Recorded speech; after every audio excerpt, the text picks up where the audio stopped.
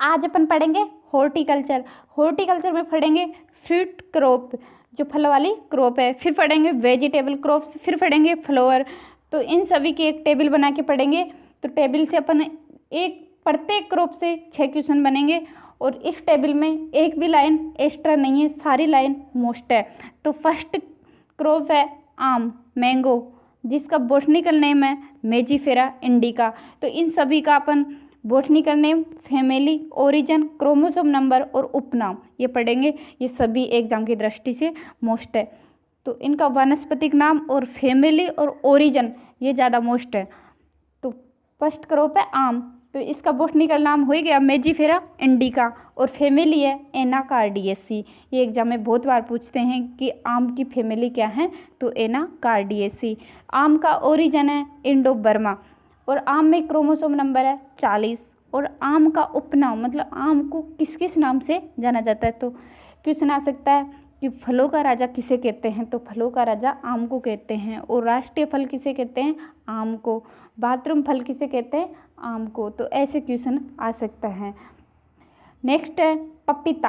पपीता का बॉटनिकल नाम है केरी का पपैया, फैमिली है केरी केसी, ओरिजिन है मध्य अमेरिका, मेक्सिका, मध्य अमेरिका या मेक्सिको। और क्रोमोसोम नंबर मतलब 69 है 18। नेक्स्ट क्वेश्चन है अनार। इसका बॉटनिकल नेम है पुनिका ग्रेनेटम, फैमिली है पुनिकेसी और ओरिजिन मतलब उत्पत्ति है ईरान और क्रोमोसोम नंबर है 18। नेक्स्ट क्वेश्चन है खजूर, डेट प्लम। इसका बॉटनिकल नाम है फिनिक्स डेक्टाइलीफेरा और फैमिली है पामेसिया एरिकेसी और ओरिजिन है इराक।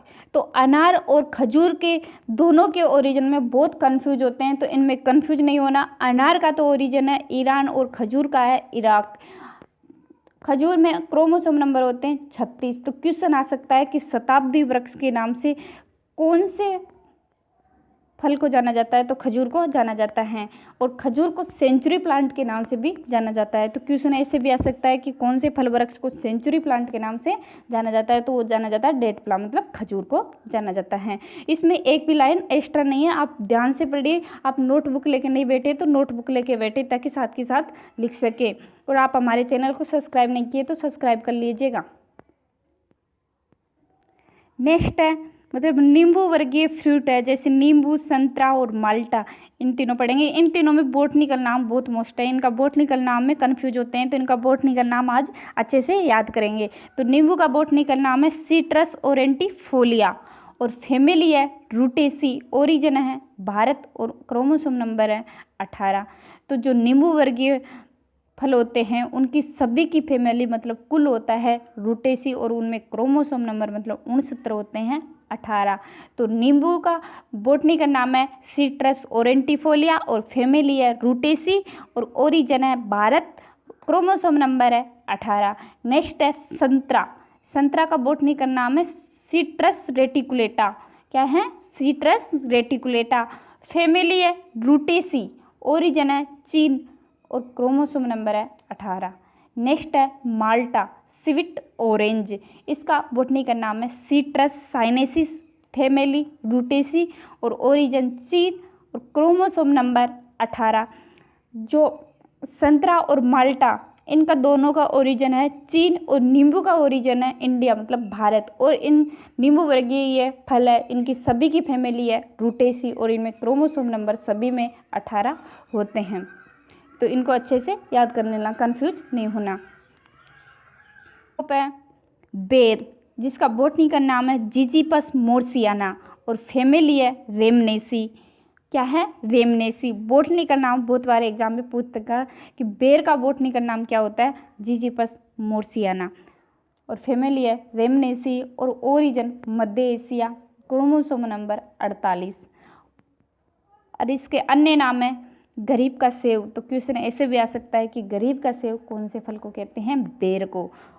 तो गरीब का सेव इसे इसलिए कहते हैं कि गरीब लोग मतलब सेव ला नहीं सकते, सेव बहुत ज़्यादा महंगी होती है, तो वो बेर को ही अपना सेव मानते हैं, तो इसे गरीब का सेव भी कहते हैं। और बेर को सूक्ष्म फलों का राजा भी कहते हैं। जो बेर होता है मतलब ये अधिक तापमान में होता है तो इसे शुष्क फला, मतलब शुष्क स्थानों पर जहाँ पे वर्षा कम होती है वहाँ पे अधिक तापमान पड़ता है तो उन स्थानों पे बेर अधिक उगते हैं तो इसे शुष्क फलों का राजा भी कहते हैं। तो क्वेश्चन ऐसे भी आ सकता है कि शुष्क फलों का राजा कौन से फल वृक्ष को कहते हैं? बेर को। नेक्स्ट क्वेश्चन है बिल्ब या बेल, जिसे बिल पत्र कहते हैं अपन, इसका बोटनी का नाम है एगल मार्मेलोस और फैमिली है रूटेसी। जैसे नींबू, माल्टा और संतरा, इनकी फैमिली क्या थी? रूटेसी। और बिल्ब मतलब बिल पत्र की फैमिली भी क्या है? रूटेसी। और बिल पत्र का ओरिजिन है भारत, मतलब इंडिया। इनमें क्रोमोसोम नंबर है 18। तो ये जैसे नींबू वर्गीय फल है उनके जैसे ये बस इनमें बोटनी का नाम अलग है। नेक्स्ट क्वेश्चन है चीकू। चीकू का बोटनी का नाम है एचरस सपोटा और फैमिली है सपोटिएसी। ओरिजिन उत्पत्ति है मेक्सिको। क्रोमोसोम नंबर है 26। नेक्स्ट क्वेश्चन है केला। केला का बोटनिकल नाम है पूसा पेराडिसिका।